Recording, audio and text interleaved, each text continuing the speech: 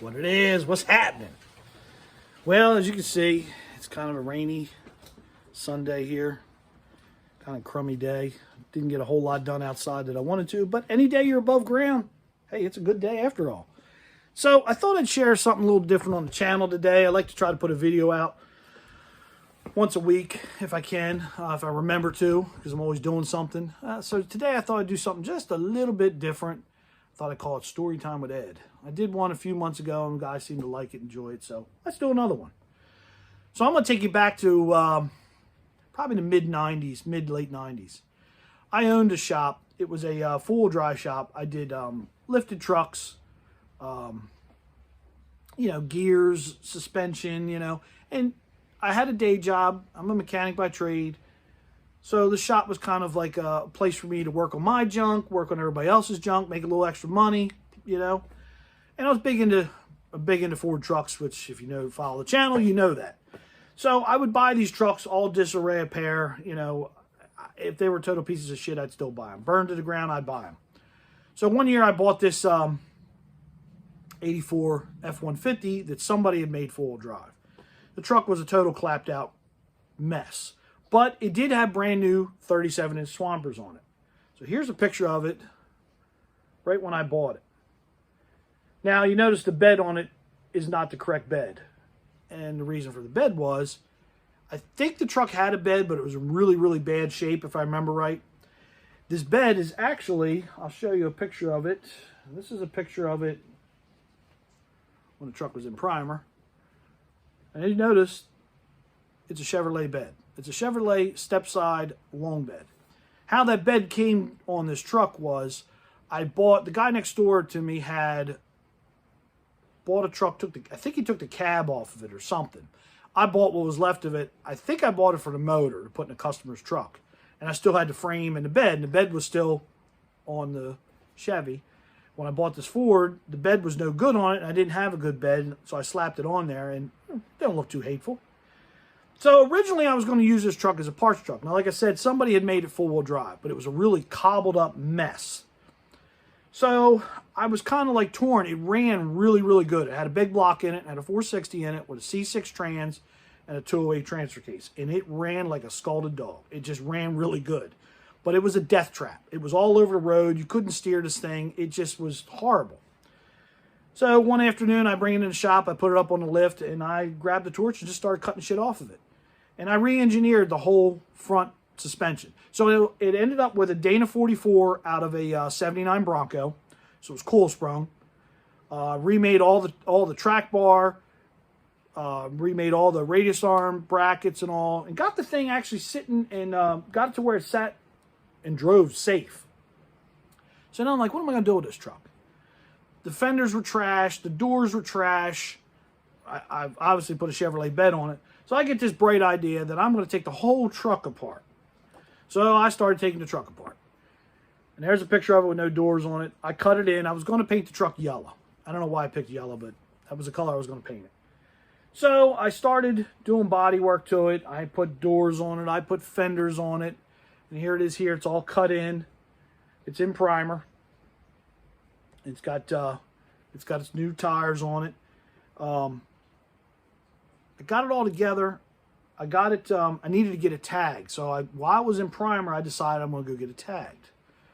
So I go through all the crap to get a lifted truck tagged in my state. It's so much fun. Sometimes it's easy. Sometimes it's a pain in the ass. So I drove it through the winter. And there's a picture of it there. I drove it through the winter. And, man, I had a lot of fun with this truck. This truck just was a lot of fun on the street. I ended up doing on the rear of the truck, I ended up doing a set of like street rod tail lights, and I put this bar in where the trailer hitch used to be. I put this bar in, and those are connecting rods.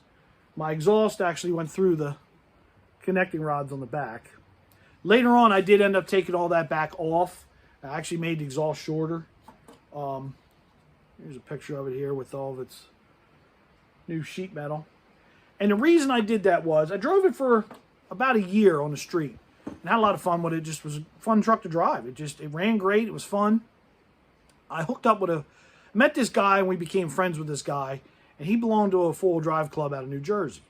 So he takes me and my buddies over there with him as guests, and we wheeled the whole weekend over there, and we had a blast. Well, at the time, that was the only lifted truck that I owned that was together. Everything else I had was a project in some way, shape, or form, was together, half together, no, no motor. This was the only thing lifted that I had that was running and driving at that time. I owned a ton of stuff, but ADHD, I got an old squirrel, old red ball, I got to jump around. This was the only thing that was actually, this was the roughest truck I owned, but this one got the most attention. Why? I don't know. So I ended up wheeling that truck that weekend and had a blast. So I decided that I'm going to make that my wheeling truck, and I'll just build something else for the street. I did have, I had a daily driver, and I owned a rollback, and I owned a tow truck. I had a pickup truck, an 88 F350 with a diesel that I used to pull a trailer. So I actually used to trailer this truck a lot. It was easier on the trailer than a rollback. So I ended up, I never did paint it yellow. I actually ended up painting it Army green. And I was painting stuff Army green before it's cool now. Now I see stuff Army green all over my town. I just laugh. I was doing this 20 years ago. But it was Army green. And here's a picture of it. We were actually, I taped it all off and scuffed it one year to give it a fresh coat of Army green. I actually took it to a, there was a place here in Delaware that they used to ride four-wheelers and dirt bikes and stuff. And they were doing an event there with monster trucks and a little mud bog. So I put a fresh coat of Army green on it. I took this truck, a truck that I actually had a 79 Ford that I actually mud bog raced. I took that truck with this truck to there and set up like a little display, advertising my shop. This was a truck that I actually raced. I'll share some pictures on this truck if you guys want to see some down the road here.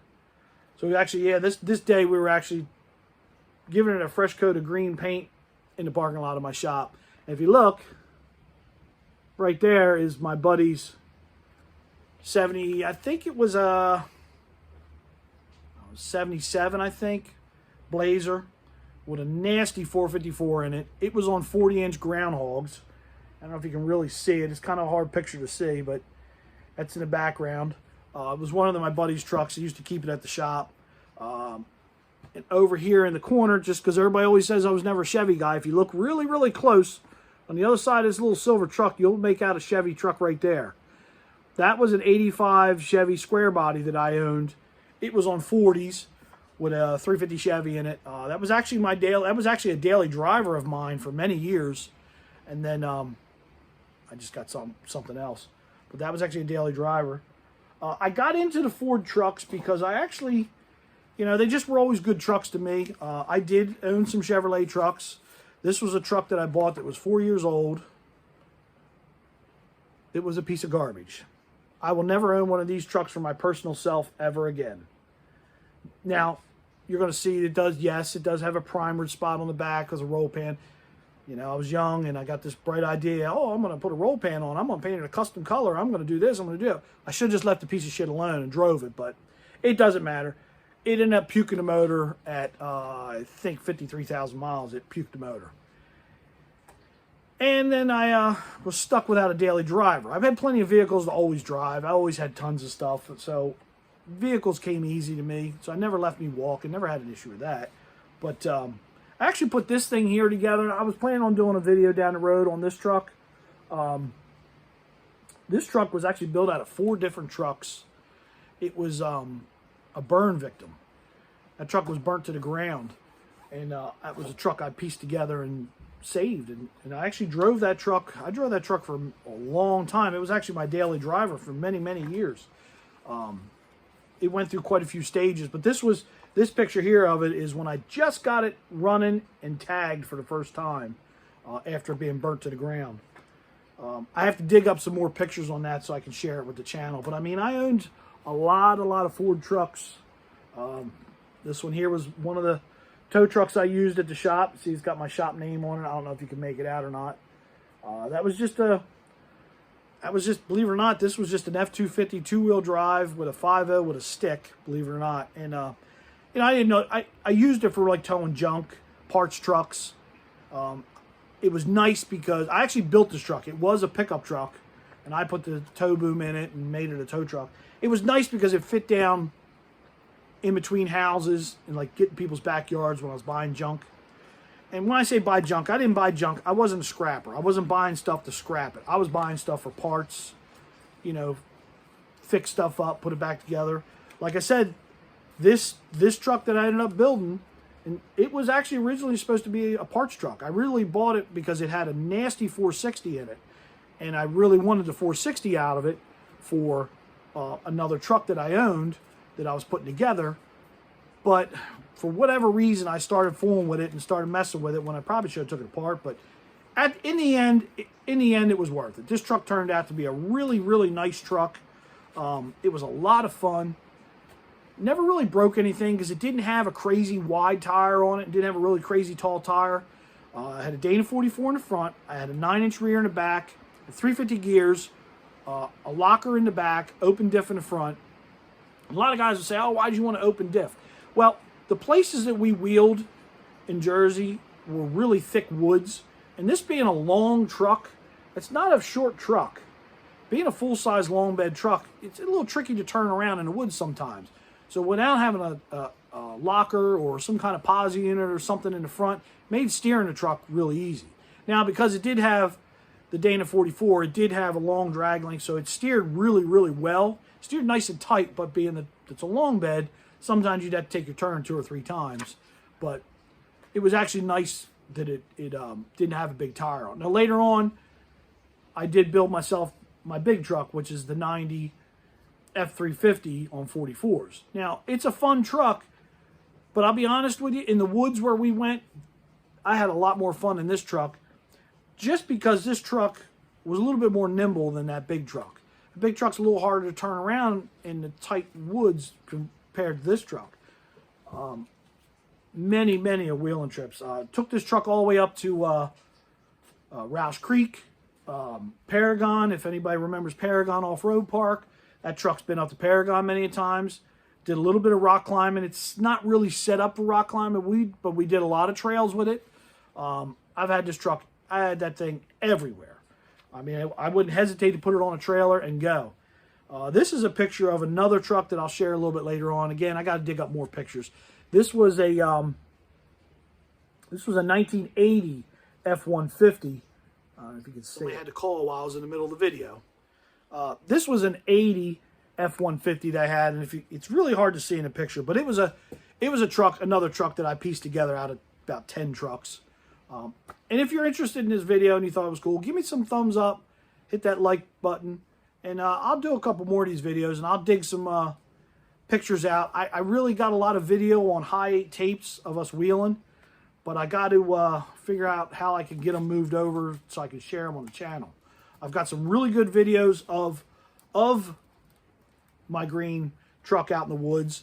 I've got some good video of that orange truck I just shared. I actually did mud bog race a truck for quite a few years. I've got some good video of that truck as well.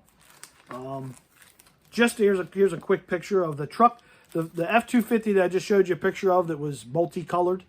If you look real close, there it is towing my mud bog truck. And that was after I got it painted silver. I think one time I had 5 or 6 of these things on the road, and counting the Bronco. But I'll dig some more pictures up of the burn truck, and I'll share some pictures of them. And if you're interested, I'll dig up a bunch of pictures of the mud bog truck, and I'll do some video on them as well if you guys are interested. So just a little something different on the channel today since we're not working in the shop. Well, we worked in the shop today, but it was boring. Who wants to see me put timing chains in a late model Cadillac? Not really a fun job. Anyway, I think I'm going to go in and get some dinner. So look, holla at your boy. Keep it reals. Catch me on the next one.